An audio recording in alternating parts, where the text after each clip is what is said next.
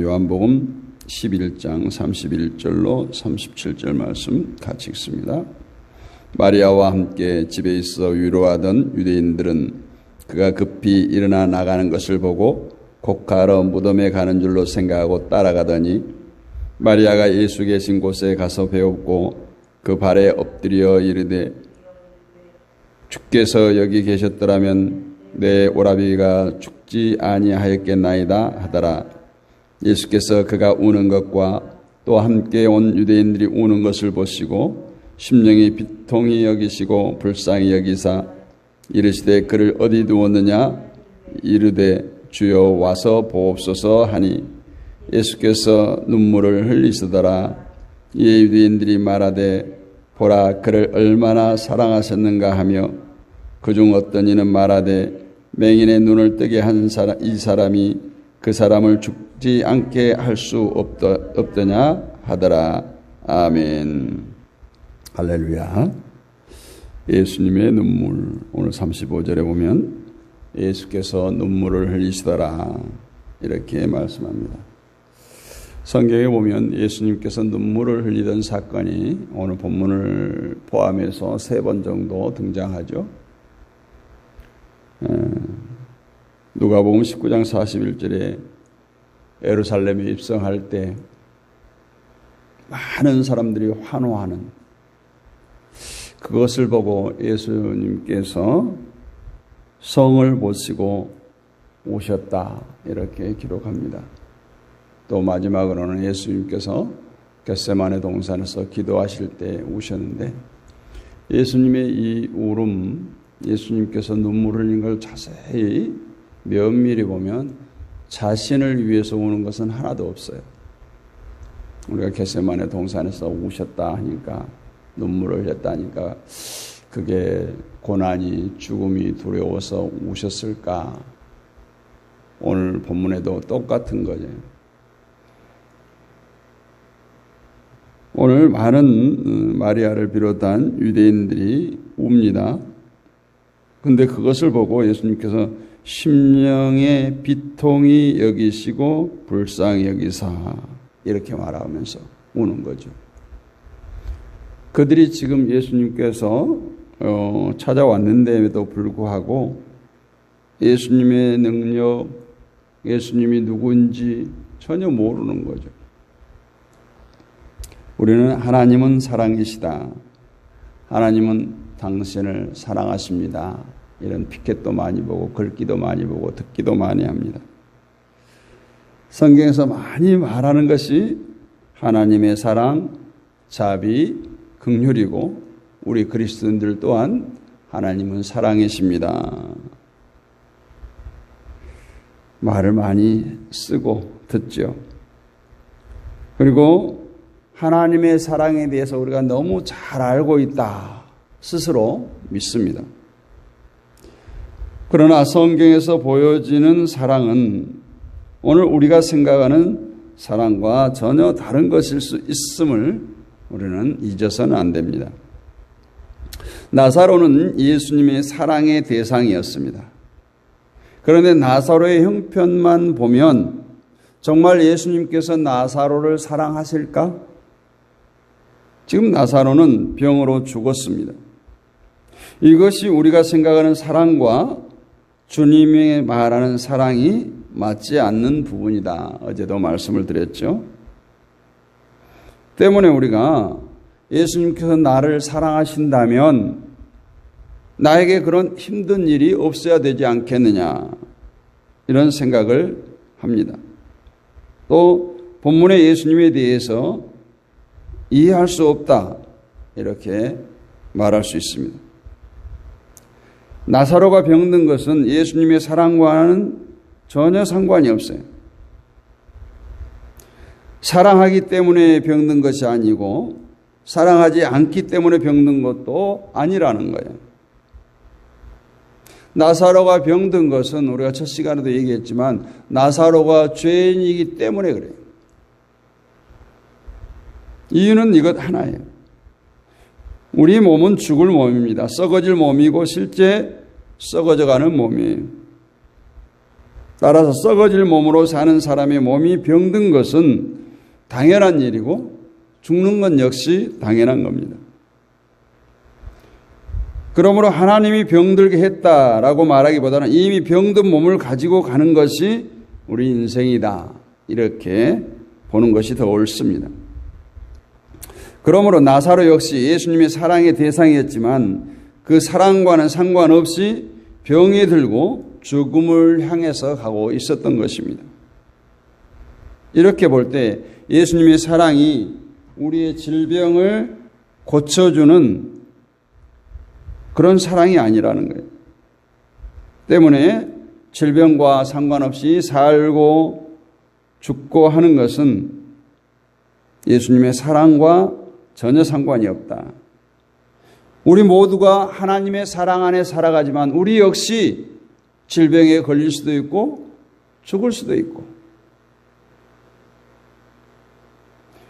그래서 하나님의 사랑이, 주님의 사랑이 우리의 병을 치료해 주는 것이 아니라는 거예요. 이 말씀은 하나님의 사랑은 우리의 육신의 문제와 연관된 것이 아니다라는 것입니다. 그런데 나사로의 누이인 마르다와 마리아는 그러한 주님의 사랑에 대해서 오해를 하고 있었어요. 그러다 보니까 예수님에게 사람을 보내서 나사로가 병든 소식을 전할 때 주여 보시옵소서, 사랑하는 자가 병들었나이다, 이렇게 말했던 거예요. 예수님의 사랑은 병든 나사로를 고쳐주는 것으로 이해했기 때문에 이러한 말을 했던 거 아니겠어요? 그러나 예수님은 나사로가 죽은 뒤에 찾아옴으로써 예수님의 사랑은 병을 고쳐주는 것이 아니라 죽음에서 일으켜주는 것이다, 이것을 가르쳤어요. 여러분 한번 생각해 보세요. 병든 자가 고침을 받는 것과 죽은 자가 살아난 것, 어느 것이 더 큰 사랑으로 느껴지겠습니까? 당연히 사망에서 건짐받는 것 아니겠어요? 예수님은 이러한 큰 사랑을 보여주시기 위해서 죽어서 무덤에 있은 지 사흘이나 된 나사로를 찾아가는 거예요. 병은 고침받아봐야 또 고침받게 돼 있어요. 그리고 마지막은 또 죽습니다. 만약 예수님의 사랑이 병을 고쳐주는 것이라면 결국 그 주님의 사랑도 한계에 부딪히게 된다. 뭔가 부족한 사랑일 수밖에 없습니다. 참된 사랑은 완전한 사랑이에요. 그것이 우리를 영원히 병들지 않고 죽은 자로 내버려 두지 않고 살려내시는 것. 예수님은 이런 사랑으로 나사로를 찾아갔던 겁니다. 그런데 예수님을 영접한 마르다는 주께서 여기 계셨다면 내 오라비가 죽지 않았을 것입니다 라는 원망과 불평의 말을 합니다.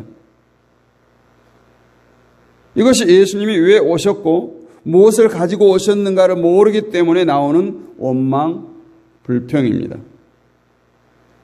오늘 우리도 마르다처럼 육신의 문제로 인해서 예수님을 원망하는 경우가 많습니다. 그러나 그것은 예수님의 참 사랑을 이해하지 못한 결과죠. 설령 예수님께서 누구시고 무엇을 위해서 오셨는가를 잘 배워서 안다고 할지라도 내 속마음이 다른 것을 원할 때는 원망과 불평이 사라질 수가 없겠지요. 이것이 예수님을 믿으나 자기식으로 믿는 거예요. 내가 만들어 놓은 예수님을 믿는 거예요. 이것이 현대교회의 믿음의 실상이고 우리가 아직 버리지 못하고 있는 그릇된 믿음의 모습입니다. 20절에 보면 마르다가 예수님을 영접하러 나갈 때 마리아는 그냥 집에 있었다, 이렇게 말합니다. 우리가 옛날에 이제 여전도에 이름을 지을 때 마리아 여전도에 마르다 여전도에 많이 짓잖아요. 오늘 본문을 통해서 그걸 상당히 격전 아닌 격전을 벌인 적이 있어요. 누가 마리아, 마르다 중에 누가 옳으냐? 그런 마리아에게 마르다가 와서 예수님께 너를 찾는다, 부른다 이렇게 소식을 전하니까 마리아가 급히 일어나서 예수님께 갑니다. 그런데 마리아 역시 32절에 보니까 주께서 여기 계셨다면 내 오라비가 죽지 아니하였겠나이다. 똑같은 말을 해요. 33절을 보면 마리아가 막 울부짖으면서 이 말을 했다는 것을 볼 수 있어요. 아마 대성통곡하면서 울지 않았을까요? 마리아가 울고 마리아를 따라온 유대인들도 다 같이 웁니다. 그리고 그들의 우는 것을 보시고 예수님의 심령에 통분히 여기시고 민망히 여기셨다. 그리고 35절에서 예수께서 눈물을 흘리시더라. 예수님께서도 함께 우셨다는 거예요. 여기서 우리는 마리아가 울고 유대인들이 우는 것을 충분히 이해할 수 있는데 왜 예수님께서 우셨는가? 이것을 생각해 봐야 돼요. 예수님의 눈물의 의미가 과연 마리아와 마르다의 눈물과 같은 의미일까요? 마리아와 마르다의 그 눈물은 오라비의 죽음이 슬퍼서 우는 것은 분명합니다. 그리고 유대인들 또한 마리아나 마르다가 불쌍히 여겨져서 울었을 겁니다. 그러면 예수님께서 왜 오셨을까? 유대인들처럼 마리아가 불쌍해서 아니면 나사로의 죽음이 슬퍼서 오셨을까요? 사실 따지고 보면 오늘 마리아와 마르다 유대인들의 울음은 원인은 예수님께 있다 이렇게 말할 수 있죠. 예수님은 분명 나사로의 병을 고칠 능력이 있으십니다. 그런데 일부러 늦게 오셔서 나사로를 죽게 했어요. 그렇다면 그 울음의 원인을 예수님에 있는 것. 그러나 이런 생각이야말로 인간이 어떤 존재인가를 모르고 예수님이 누군가를 모르는 무지의 결과를 인정해야 됩니다. 36절에 보면 예수님이 우는 것을 본 사람들이 보라 그를 어떻게 사랑하였는가 하며 이 말이 나사로를 많이 사랑했다는 뜻입니까? 아니면 사랑하지 않았다는 뜻일까요? 이것은 뒤에 말로 알 수 있어요. 보라 그를 어떻게 사랑하였는가 그 의미는 37절에서 그중 어떤 이는 말하되 소경의 눈을 뜨게 한 이 사람이 그 사람은 죽지 않게 할 수 없었더냐? 그러니까 어떻게 사랑하는 사람을 죽게 했냐 이 말이에요. 다시 말해서 예수가 소경의 눈도 뜨게 할 수 있는 사람이라면 나사로의 병쯤이야 충분히 고칠 수 있는 능력이 있다는 거예요. 그런데 고치지 않고 죽게 내버려 뒀다는 것은 예수가 나사로를 사랑하지 않기 때문이 아니냐 이런 뜻으로 말을 했다. 이렇게 이해할 수가 있습니다. 그러므로 36절의 말은 나사로를 사랑하니까 운다는 것이 아니라 예수님의 사랑 자체를 의심하고 있다. 사랑하지 않으니까 죽게 내버려 뒀다. 이거예요. 우리도 이러한 식의 생각을 많이 하지 않습니까? 하나님은 홍해를 가르시고 이스라엘 백성들에게 만나도 내려주신 분이에요. 이스라엘에게 그러한 기적으로 도우시고 그들을 살리셨으니까 우리에게도 그러한 기적을 베푸시고 도우셔서 우리가 이 땅을 편안하게 살아가는 것이 마땅하다는 생각을 가지고 있습니다. 그런데 정작 내가 어려울 때 하나님은 돕지 않으십니다. 하나님께서 도우실 마음만 있으면 전지전능하신 하나님께서 얼마든지 해결된 일인데 돕지 않으시는 것 때문에 하나님은 나를 사랑하지 않으신다 이런 의심을 갖게 됩니다. 이러한 신앙 수준에 머물러 있기 때문에 하나님은 사랑이시다, 하나님은 우리를 사랑하신다는 말을 하면서 그럼 도대체 하나님께서 나를 사랑하는 것이 뭡니까? 이런 질문을 하게 된다는 것이죠. 예수님의 눈물은 바로 이러한 사람들로 인해서 흘리는 눈물이다. 나사로가 불쌍해서도 아니고 마리아와 마리아의 울음이 마음에 감동되어서도 아니에요. 다만 예수님의 눈물은 예수님이 누구신가를 보지 못하는, 예수님의 사랑이 어떤 것인가를 이해하지 못하는 사람들에 대한 안타까움의 눈물인 것입니다. 예수님이 부활이요 생명인데, 내가 부활이요 생명이라고 말씀하는데 마지막 날 다시 살 것에 대한 막연한 기대만을 가지고 살아가는 사람들에 대한 눈물인 거죠.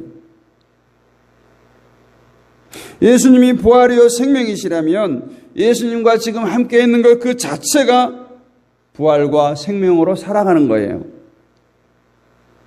이러한 믿음이 아니었기 때문에 나사로의 죽음에 예수님이 함께하지 않았다고 말하고 슬픔에 빠져 있고 지금 통곡하며 우는 거예요.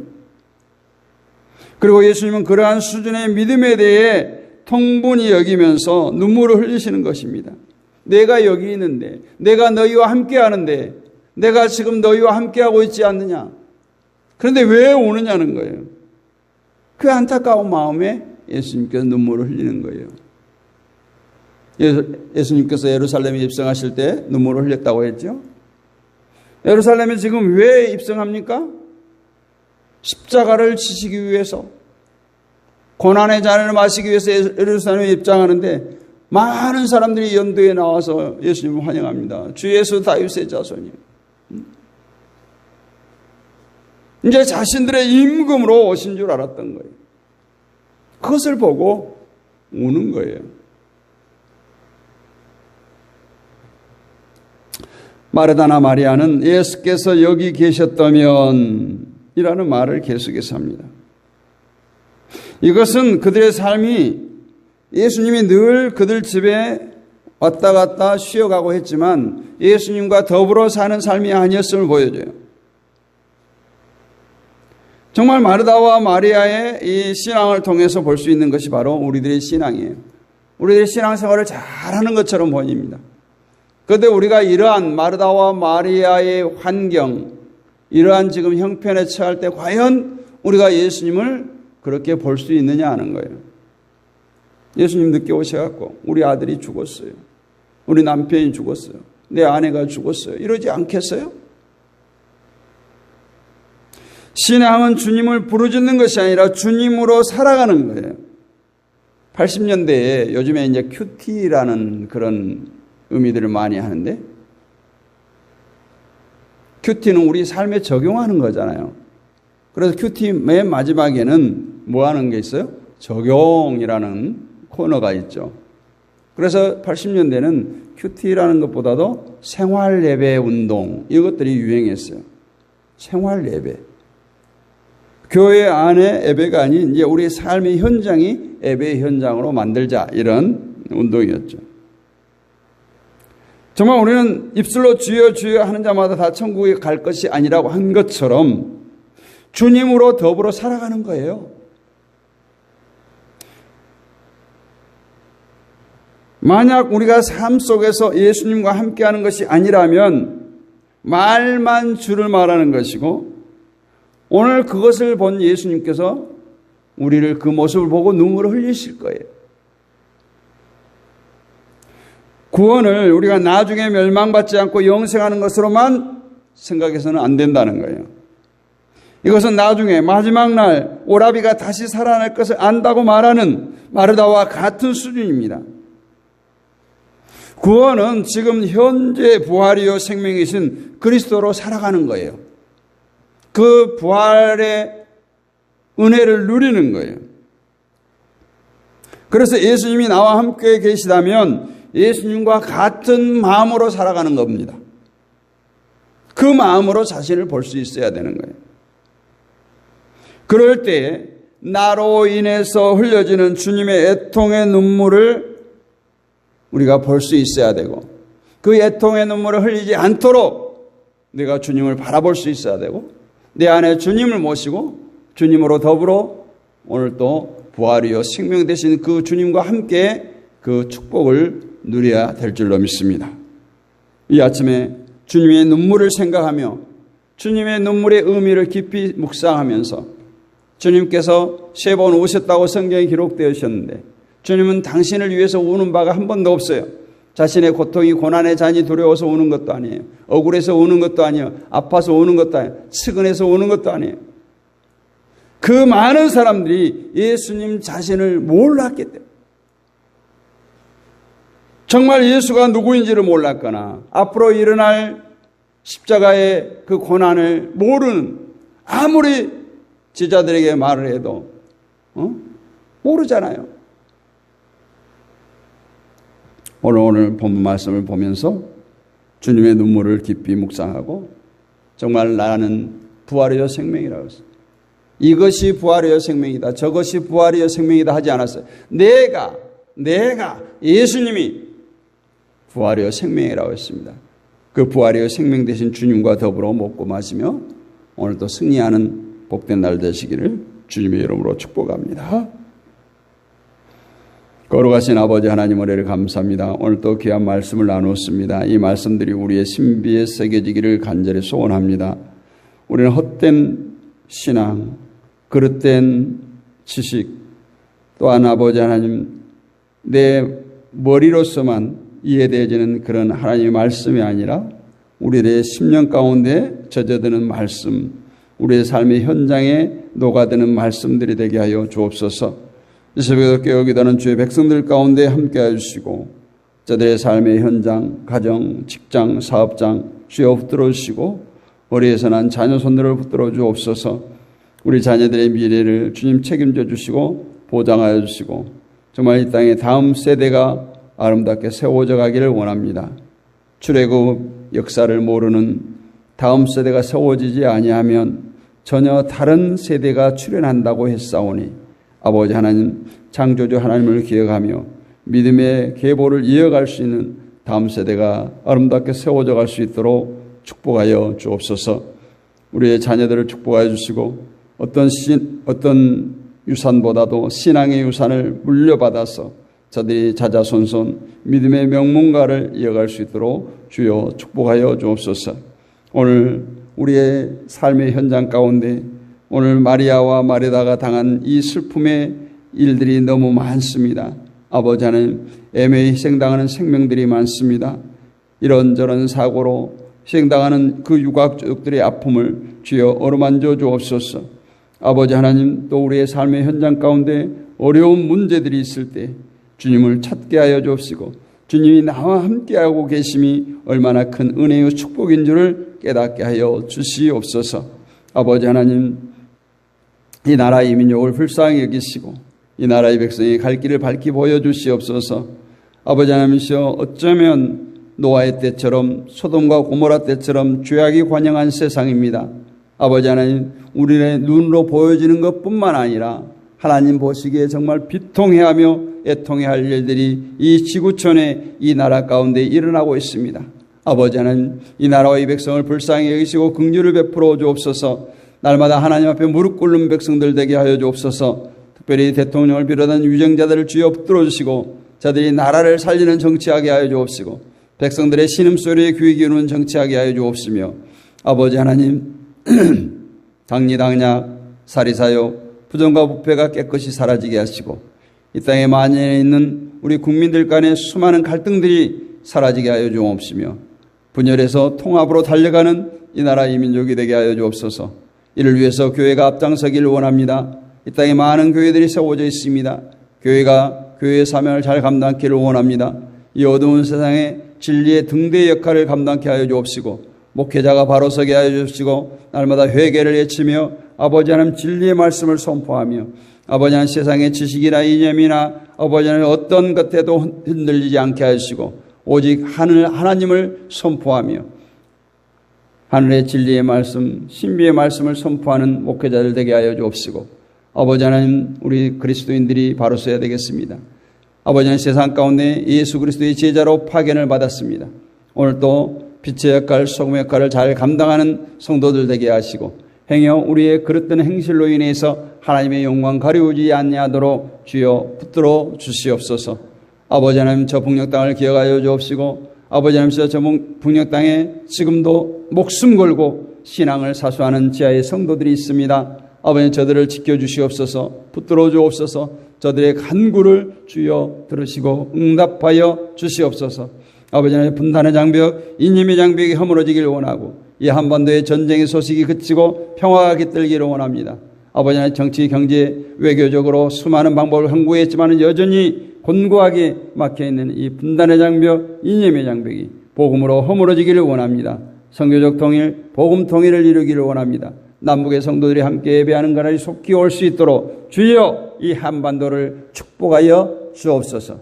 이 새벽에도 온라인으로 함께하는 모든 지체들 가운데 함께하여 주옵시고 저들의 마음에 선한 소원을 품게 하시고 하나님의 뜻을 품게 하시고 날마다 간구하여 부르짖는 모든 기도의 소원을 주여 들으시고 응답하여 주옵소서. 육신의 질곡 가운데 있는 자들이 있습니다. 주여 어루만져 주시옵소서. 머리끝부터 발끝까지 안수하여 주시고 오장육부를 만져주시며 아버지 하나님의 백성들이 이 땅을 살아갈 때 우한 질고로 고통당하지 아니하도록 주여 항상 형통케 하여 주시옵소서. 이 새벽에도 우리 임원선 사모가 함께합니다. 주여 붙들어 주시고 권능의 발로 붙들어 주시며 아버지 하나님 육신의 약한 부분 만져주시고 치료해 주시고 모든 건강 수치가 정상화될 수 있도록 은혜를 베풀어 주시며 날마다 교회를 위해서 성도를 위해서 주의 종을 위해서 간구하여 부르짖사오니 주여 그 기도를 들으시고 응답하여 주옵소서. 우리 김정남 권사님이 함께합니다. 주여 강권적으로 붙들어 주옵소서. 이 가정을 사랑하여 주옵소서. 주의 보혈로 덮어 주시옵소서.